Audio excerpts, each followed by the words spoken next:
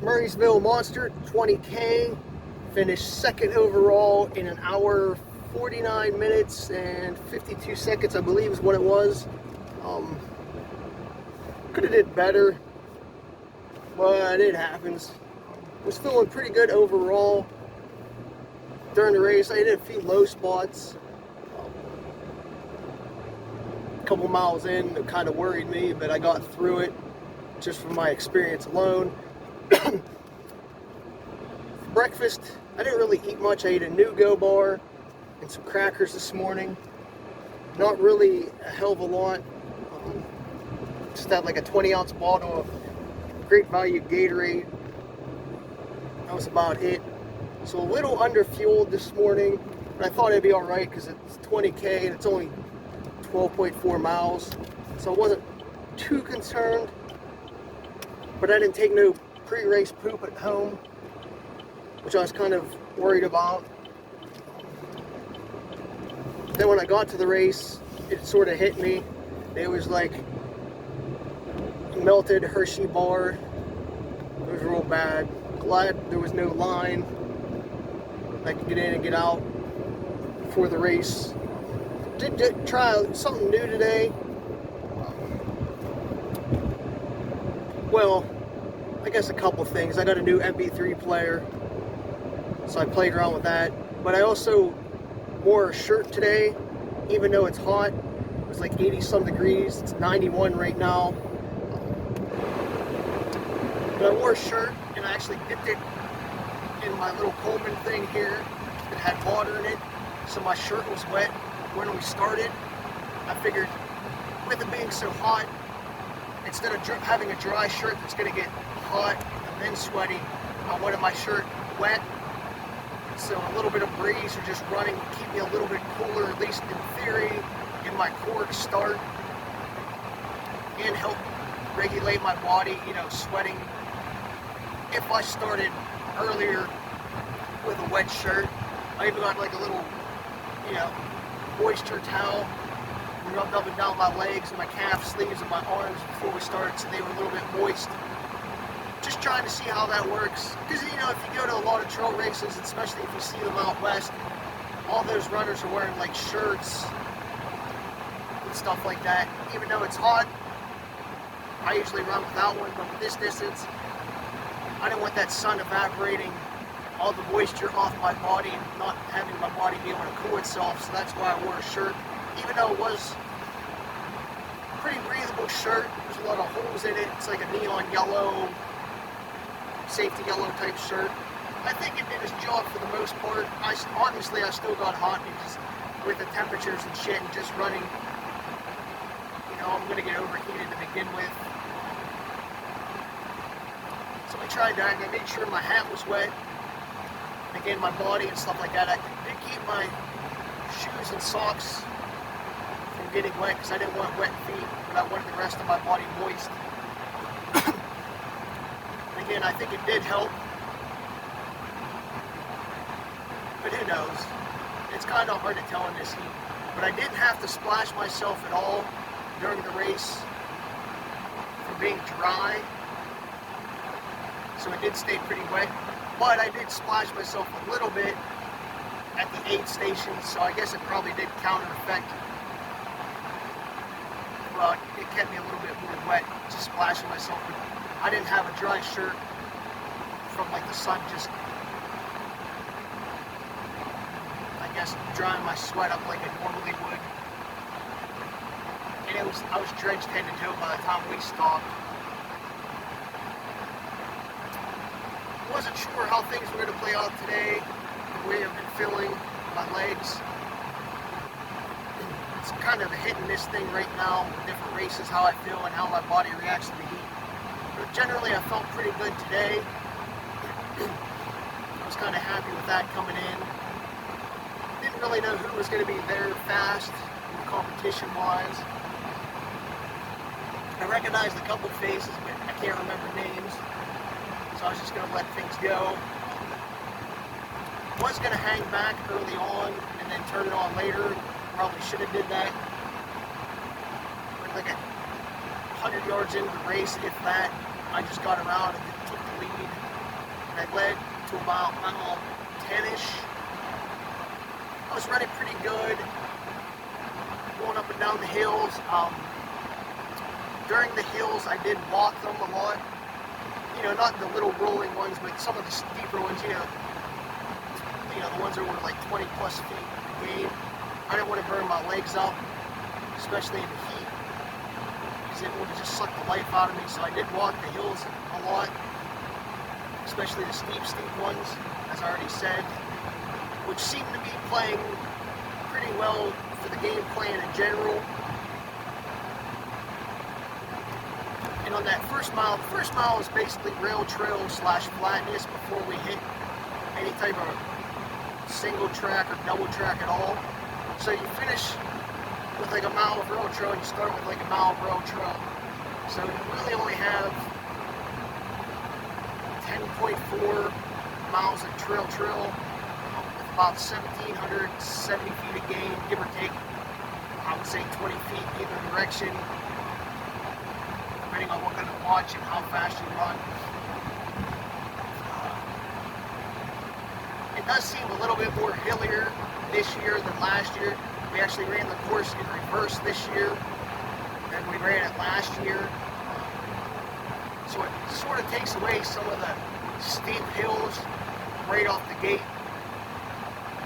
It does push them back maybe a half mile to a mile, but you still hit them, just in the reverse direction.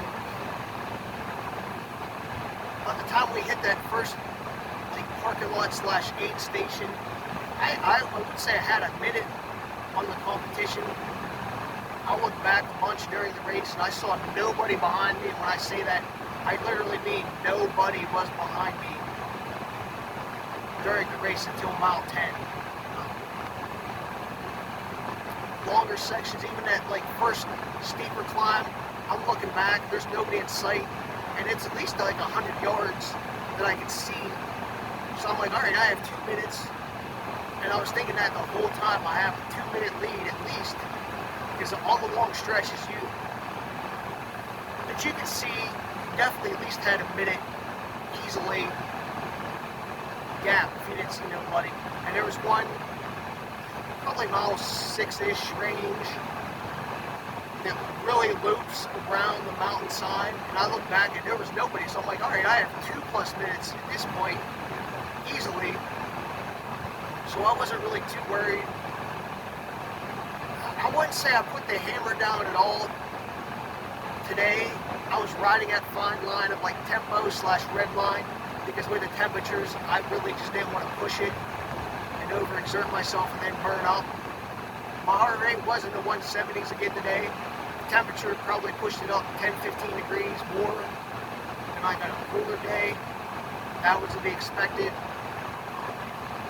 I did have 2 issues early on. I want to say between 2.5 and 3 miles, and around mile 4, I started choking, getting sick. I'm not sure what caused that. I think that was when my heart rate spiked up a little bit early on, so it reached that 170+ range. And also, I think that's when my body sort of switched to the fat reserves. It felt like my stomach was empty because I was sort of like dry heaving a little bit. Both of those, nothing was coming up. So it's kind of weird for a trail race for me to actually be doing that early on.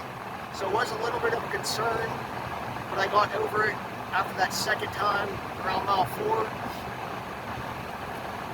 Because again, I wasn't redlining where I'm just choking from not being able to get oxygen. So I have no idea. It had to be from the heart rate / or my body being on an empty stomach going into that fat reserves, carb reserves type state. Because that does happen to me once in a while. So I'll have to sit down and analyze, think about it a lot more later on. Yeah, I wouldn't say I was cruising, but again, that tempo the whole way, running pretty good on the flats and the downhills, taking it easy on the ups. I just felt like that strategy was working pretty good. Again, looking back, nobody was in sight. even when we got up to that, I don't know, the farthest part, when we're going around like little creeks, crossing the creeks and stuff like that, there's nobody in sight. I'm just like, alright, this is going to be a good day, maybe got this win. And I was pretty confident at that point that I had the win, as long as I didn't do nothing stupid. A big steep hill. You sort of go up twice, I guess. We go up it once, down the backside, and then when you come out of like Pleasant Valley Park or whatever it is, you have to run back up it and down it. When I was on that hill, and nobody was in sight, even the second, like when we came out of it to exit the course, like mile 10, well, I'll backtrack a little bit. I blew through the first aid station. Second aid station, I was in and out in probably like 15 seconds, but I hit ginger ale, Gatorade, water real quick. Just, you know, being at 4 miles, my stomach getting sick, I wanted to get some ginger ale in me to, you know, maybe calm my stomach down, get some calories in me too real quick. And I took off. And then that third aid station, I think I just had Gatorade and water. I don't know if I had ginger ale, if they had it there or not. If they did, I took it.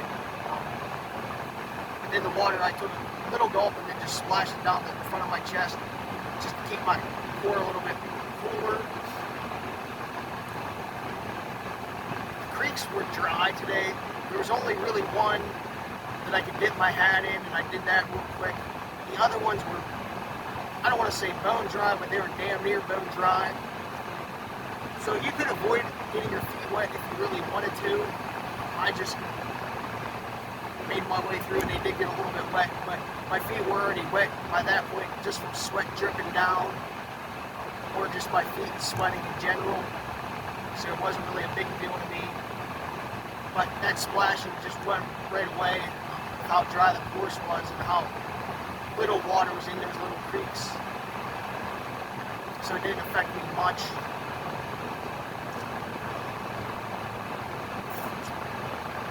But it did seem a lot harder and hillier, this reverse section. Even though it's only 1,700 feet, it just felt like we were running uphill a lot more. Maybe I was just getting tired or just too hot. Who knows?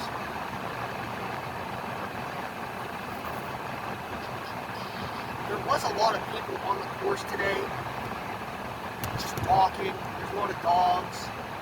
And on the rail trail part, there was a shit ton of bikers today. And just, you know, there's a couple walkers and runners, but I'll tell you what, I don't think I've ever seen so many bikers on that trail today. Not that that's a bad thing, nothing against that. It just seemed like there's way more people on the trail than I've ever seen. And I was thinking to myself, I was like, why are all these people at like 10, 11 in the morning biking in this heat? Which is just, that's what made it so unusual and weird for me to see so many people, because it was just so hot out at that time of day, which, you know, you usually don't see that many people biking, which again didn't bother me. It was just one of those observations that I seen when I was standing at the finish line. And even on the trail itself being so hot, having all those people, I was just like, this just seems odd for this, you know, temperature and stuff like that, and being dry. There's this many people, but it was nice to see everybody out exercising, you know, enjoying nature. But anyway, the grassy sections, like the power line looking things, those sucked because you could just feel the temperature difference between there than in the woods or the shaded areas.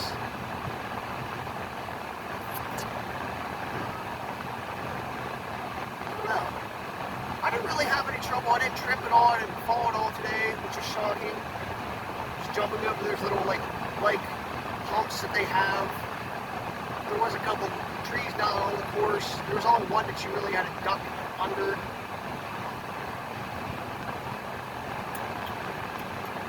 I only questioned the course once. It was sort of at the top of the hill. There was like a turn, but then there was a grassy, looked like a grassy section that you could have went on, so I hesitated there. Other than that, I don't think I hesitated at all during the race where to go. At least that I can remember. So it was marked pretty well, and again, they use for this course flagging on the ground, so you're looking down a lot more. You know, races that hang them from trees, so you're concentrating more on your footing, when you're able to concentrate more on your footing than other races, which I always enjoy when that option is available. I mean, sometimes it's not.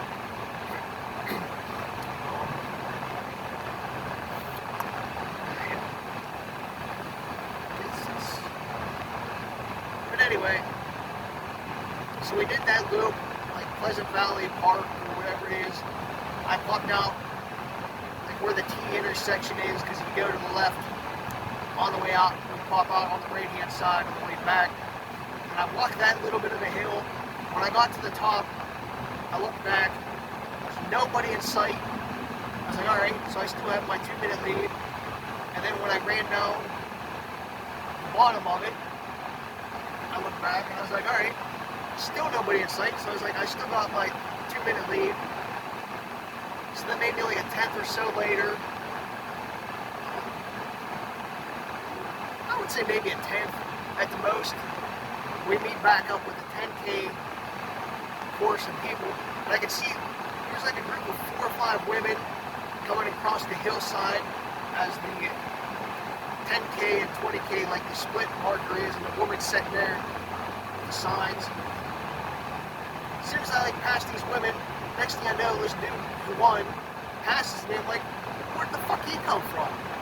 Like, because he was nowhere in sight like a tenth ago, and he just like blew past me. I'm like, what the fuck? So I don't know, maybe I just took that tenth too slow or something, or he just turned that downhill really fast, but he came out of nowhere. By that time, I was already gearing down a little bit, trying not to do nothing stupid, so I really couldn't gear myself back up the chase, nor was I motivated to chase with the temperatures today. So I just sort of let him go, and I started walking a little bit more on the hills. Even when we hit this gravel section with like a mile left in the woods, I walked that a little bit more than I normally would have. Just like, yeah, fuck it, I ain't chasing him. And even on the rail trail part, flat section, I did walk maybe 10-15 seconds, because I just wasn't going to turn and burn. Ended up losing by like 4 minutes. I probably could have made it up. I know I could have made it up. I just don't want to exert myself and blow up, because I think I would have today. But it was just kind of caught me off guard when he went past me out of nowhere. It was almost like he came off the 10K course. It was almost what it felt like, instead of like behind me, so I don't know. Just an observation, but overall I enjoyed the course today. It was nice to run it in an opposite direction, because even though this is the second year for the Murrysville Monster, they called it something else a couple of years ago. I'm not sure what it was. There were too many races and stuff to remember. Either way, I hung around pretty much to the end. So like an hour and a half after I finished, I'm still there taking some clips and shit, bullshitting with some people. I don't know, just enjoyed the boarding. Got a cool medal. I don't know where my medal's at right now. This is like the age group / overall award that I bought, which is nice. Got a pro bike and run gift card and a succulent. They gave the top 3 male and female in each race succulent today. So something different. Give that to my grandmother to take care of. I had some shaved ice there. I had blue raspberry at the finish. It didn't really hit the spot.